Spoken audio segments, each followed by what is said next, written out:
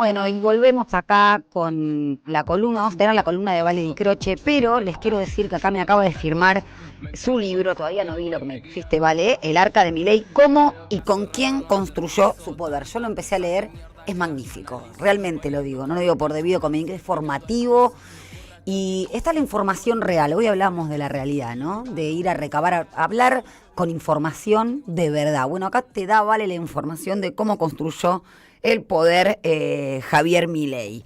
Y así que te vamos a escuchar. ¿Con qué te vamos a escuchar, Vale? Vamos a hablar de un señor, Elon Musk, el Oh, hombre más rico del mundo, ¿no? Que está teniendo un protagonismo importante, dueño de Tesla, dueño de SpaceX, dueño de X. Y otras tantas empresas nacidas de Silicon Valley, ¿no? Ese verdadero faro, hablan mucho los libertarios del faro.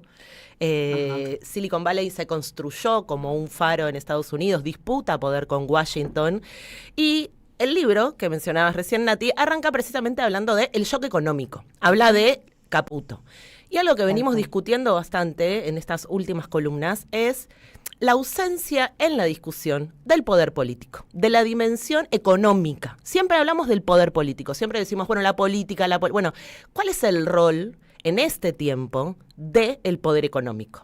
Y claramente Elon Musk Con es... empresas que superan, ¿no?, un PBI de los mismos estados, ¿no? Hay El que otro día decirlo. veíamos una placa, lo contábamos con Rinconet, en donde si comparamos los 10 hombres más ricos del mundo de 2008, antes de la crisis de Lehman Brothers, con el 2025, el inicio de 2025, el que está en el puesto 10 actualmente duplica al primero en 2008.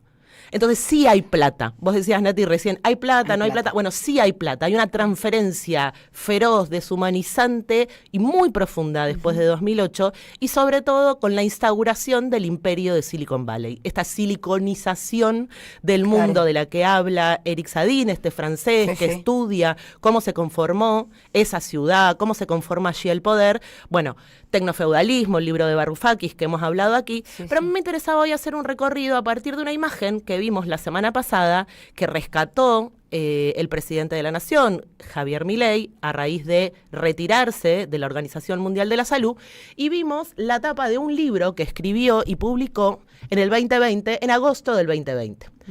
Lo que podemos ver ahí, contábamos el otro día, es la figura central, ¿no?, de Trump. Trump todavía era presidente, su primer mandato estaba en un proceso electoral, lo vemos a Xi Jinping. Está Bill Gates.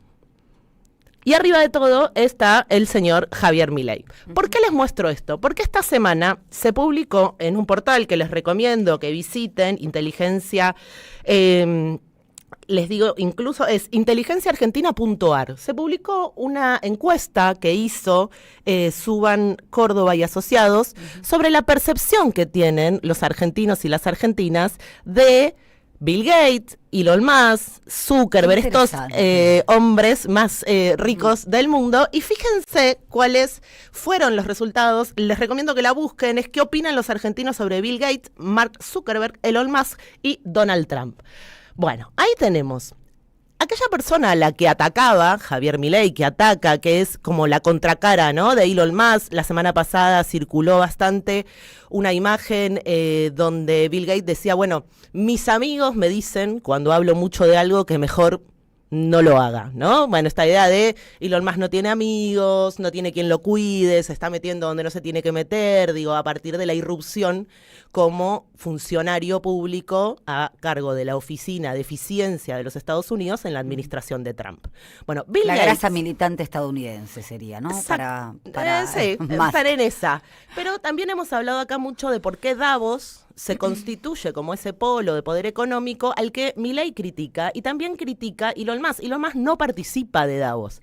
Y ahí hay una discusión teórica, pero siempre tiene que ver con el poder económico, que es aquellos empresarios del capitalismo de plataformas que no están de acuerdo con la responsabilidad social empresaria, con el funcionamiento de los organismos asociados a estos foros que tratan de paliar las consecuencias de ese capitalismo, porque no es que hay buenos y malos, Claro. sino que hay algunos que se hacen responsables, sienten un poquito más de culpa, entienden que este es el mundo que deben Lo opuesto habitar. al sadismo trampiano, digamos. Claro, hay una cosa ahí. Entonces, Bill Gates, que se planta como el opuesto a estos nuevos muy milmillonarios, en esto que decíamos de cómo incrementaron sus riquezas, le decía, ojo, te estás metiendo en un lugar, yo que vos de ahí salgo, y no es casualidad, Bill Gates, veíamos recién en la imagen, si la podemos ver de nuevo, Bill Gates es quien tiene mayor imagen, o sea, una imagen positiva en relación, fíjense que él tiene más del 60% de opiniones favorables y un 30% de percepción negativa. En el caso de Zuckerberg,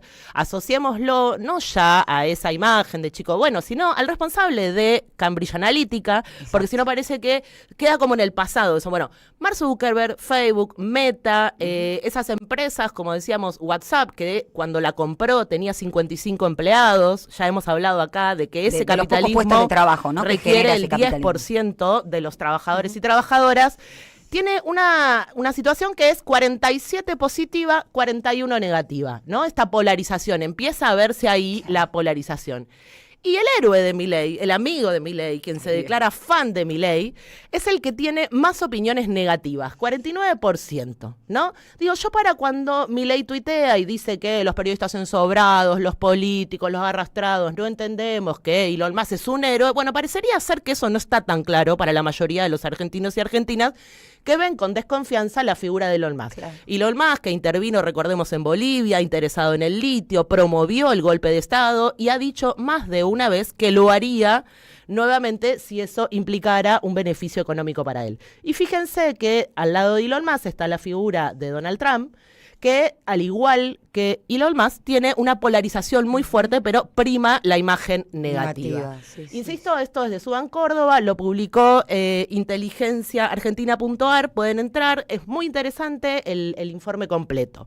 ¿Y por qué traigo esto? Porque la imagen que sigue, son varias, ténganme paciencia, le vamos contando a la audiencia, a los que no están viendo, son imágenes de la marcha del 1 de febrero, pasado, que ya hablamos acá, que empezaban a mostrar que no se trataba solo de las diversidades en la calle, enojadas por lo que Milei dice sobre ellas en Davos, sino que expresan una discusión con el poder y cómo se construye el poder, y esta idea de que el poder económico maneje los destinos de la humanidad. Si algo tenía el kirchnerismo, y lo hemos acá también hablado muchas veces con Caballero, con vos, Nati, era esto de, bueno, manda la política, no manda el poder económico. Digo, si hubo una reconstrucción y una reparación ahí en la dimensión política, era decide la política. Y además, recuerdo, bueno, que inicié en leer tu libro, Vale, esto que vos comentás ya que en el 2011, Cristina, yo no sé si era en Cannes, en el G20, en Francia. Habla de narcocapitalismo, ¿no? Exacto. ¿Y por qué habla? Porque precisamente ella dice, si no somos capaces, esto a raíz, vuelvo a la crisis del 2008, que es recurrente en los donde análisis. Le decían a ella el viento de cola, cuando había adoptado políticas contracíclicas para que no se vaya todo el demonio. 2008, cuando se produce la crisis, que produce una caída en la economía similar a la pandemia. Y no hubo una pandemia. Digo, es muy importante ver eso. El otro día analizábamos con Mercedes de Alessandro ese impacto. La caída que tiene la economía en 2008, producto de la timba, de la subprime, de todo lo que sucede en Wall Street y a partir del cierre de Lehman Brothers, el quiebre de Lehman Brothers, lo que sucede ahí es una caída en la economía similar a la pandemia. Todo el mundo reducido, aislamiento social preventivo y obligatorio, disminuida la salida, una enfermedad que afecta a todo el planeta, tiene la misma caída económica que la timba financiera de Wall Street. Claro. ¿Y qué pasó en ese momento? Se salvó a los bancos, a los responsables de esa misma timba, a los que habían llevado con esos activos de riesgo y esas bolsas de las hipotecas a ese caos financiero, los estados terminan salvándolo. Entonces, ¿qué dice Cristina ese día en Cannes? Dice, ojo, si no ponemos un límite a esto, lo que va a terminar pasando es que nuestras poblaciones, nuestras comunidades nos van a reclamar lo que acá está pasando. Nos van a decir, che, claro, ojo, incluso ella advierte, eso ya pasó en mi país, pasó en 2001. Claro. Prefiero enfrentarme, dice Cristina, a una minoría poderosa que no poder darle respuestas a una mayoría que es la que nos vota y a la que nosotros representamos acá. Y ahí habla de anarcocapitalismo. Ella dice, esto ya no es capitalismo, esto es un anarcocapitalismo feroz. Bueno, en la columna pasada recordábamos cuando en el 2012 dijo, no vienen por mí, vienen por ustedes. Exactamente. No se coman esa curva, ¿no? Hablando de los derechos laborales. A mí lo que me resulta interesante de discutir, en un momento en donde nos plantean que no hay alternativa, esto que también hemos hablado del TINA, esa idea de Margaret Thatcher, de que no hay alternativa a esto, lo que se impuso a partir de Thatcher, de Reagan, de Pinochet, con un golpe de Estado previo, es esta idea de no hay alternativa. A lo que dice Milei constantemente también. Era esto o el o la infierno, nada. ¿no? Era esto o la nada. Bueno, cuando empiezan a aparecer esos carteles de Nunca Más, aparecen también en Estados Unidos Stop Musk, digo, empieza a haber un reclamo hacia esa figura. La imagen negativa, además, empieza a quebrarse esa idea homogénea de que es un héroe, no hay nada que discutirle, el éxito solo está circunscripto a la acumulación de dinero, porque eso es lo que transmite Milei, ¿no? Exacto. Es un exitoso porque es el hombre más rico del mundo, entonces todo lo que él diga está bien. Y construye subjetividad desde ahí, ¿no? Vos hablabas de Thatcher. Thatcher decía, el medio es la economía, el fin son las almas, la famosa batalla cultural a la que dice él dedicarse. Exactamente. Y esta imagen que te contaba, Nati, es en las afueras de los edificios, de organismos federales, en donde la tropa de techis, como les dicen, de Elon Musk, ingenieros muy jóvenes que trabajan en Tesla, en SpaceX, sobre todo, que con él ingresaron allá por octubre de 2022 a las oficinas de X y se dedicaron a perseguir, hostigar, Claro. Despedir gente, y hay muchas similitudes, hay muchas notas que están saliendo sobre cómo se está dando el proceso de despidos, pero yo les quiero, tenemos una imagen que es un Twitter del presidente Milei de este fin de semana, ahí está. Fenómeno Este fin barrial. de semana, Javier Milei hizo gala de esto, ¿no? Bueno, Elon Musk dice que es fan mío, ¿no? Y circuló con esta idea de fenómeno barrial, la imagen. Yo les cuento lo que dice Elon Musk en ese video. Javier Milei está haciendo un trabajo fantástico en Argentina. Los resultados hablan por sí solos. Argentina está experimentando un crecimiento, anoten esta palabra, sin precedentes. Ha reducido drásticamente el tamaño del gobierno. Reducir el tamaño del gobierno es muy importante porque es necesario trasladar a personas desde roles de baja o negativa productividad en el sector gubernamental a roles de alta productividad en el sector privado. Y automáticamente yo les recuerdo que hace 2 semanas se anunció la instalación de Starlink, de una base de Starlink en Chivilcoy, en donde no Página 12, no la Radio de las Madres, no Valeria Di Croce, dijo que Elon Musk fue la derecha diario. Había elegido la localidad bonaerense de Chivilcoy para realizar una millonaria inversión. Ajá. Y aclaró, sin embargo, la instalación de esta base no supondrá un aumento considerable en términos de empleo directo, ya que las operaciones de estas estaciones son gestionadas de forma remota. Ajá. Hola, ¿qué tal? Hola, ¿qué Natalia tal? Salvo. Entonces, el crecimiento del que habla... Anoten, diría. Claro, el crecimiento del que habla Elon Musk, ¿a qué se refiere? Al crecimiento de sus patrimonios, de su poder económico, no al crecimiento de nuestra comunidad en términos de más empleo, mejores empleos. Y el dato es su propia empresa viene, se instala y no genera trabajo, porque funciona de manera remota. Entonces, digo, yo creo que hay que prestar mucha atención a eso. Y para cerrar, hay una imagen de la revista Time de la semana pasada, que en simultáneo con el New York Times están haciendo un seguimiento de las acciones de Elon Musk en la gestión, en la administración de Donald Trump, y ya lo posicionan como que está siendo el enemigo de los trabajadores del Estado norteamericano, echando a funcionarios de carrera. Tuvo un stop esta semana, precisamente desde el Poder Judicial, a partir de la presentación de muchos fiscales, que dijeron, no, hasta acá. Los datos del Tesoro no. ¿Y por qué los datos del Tesoro no?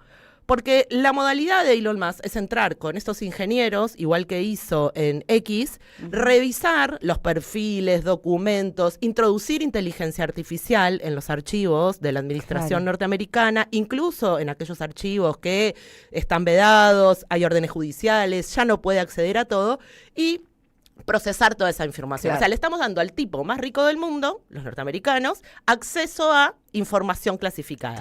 La justicia esta semana dijo, no, hasta acá, y puso un freno. Pero el objetivo, ya lo dijo Elon Musk, es reducir a la mitad la planta de trabajadores y trabajadoras del Estado. Lo mismo que hizo la primera semana del ingreso a X, cuando compró Twitter, ingresó abruptamente al edificio, se instaló. Vieron que circularon esta semana Sí, las sí, imágenes sí. de él durmiendo con trabajadores que se quedan en las oficinas. Hizo un posteo el fin de semana diciendo: la ventaja que yo tengo sobre los trabajadores, la grasa militante, en otras Claro. palabras, es que me quedo a dormir, trabajo sábados y domingos. Es el tipo más rico del mundo. Está usando todas las herramientas para dejar cada vez más gente en la calle, que eso sabemos que genera que bajen después los salarios, porque cuanto más desocupados hay, Claramente. más bajan los salarios. El Y es- factor disciplinador. Exactamente. Entonces, ojo, vuelvo a la imagen de Nunca Musk que se vio en las calles la semana pasada. Yo sigo teniendo confianza en que no hay una homogeneidad sobre aceptar. Digo, hablaba de soberanía Marcos con vos cuando Sí, sí, escuchaban al presidente. No existe soberanía desde el momento que se firmó el pacto con el FMI. Absolutamente. En 2018. Entonces terminemos con esto de decir somos soberanos en tomar decisiones. Menos soberanos vamos a ser si permitimos, como pretende el presidente de la nación, que Elon Musk y la tropa de tecnorricos ingrese a hacer un hub de inteligencia artificial. Pensemos qué va a pasar después a partir de lo que sucede con la ley de bosques y la modificación de ley de Claro. bosques en la Patagonia y la necesidad, insisto, de energía, de litio, de agua. Digo, La nueva economía primarizada. Antes era la carne y la lana. Bueno, el siglo XIX en la Argentina exportadora. Hoy tenemos esos recursos. corporación versus democracia. Bueno, si hay alguien que representa hoy al poder económico y que impone una deshumanización del mundo, ese es el hombre más rico del mundo, que es fan de Javier Milei. Bueno, impecable, la verdad, impecable. Bueno, nos vamos a una tanda. Nos vamos directamente, pero esperen, tengo el sorteo. Bueno, digo, la escuchaba a Vale que estuvo impecable y pensaba, ¿no? Le falta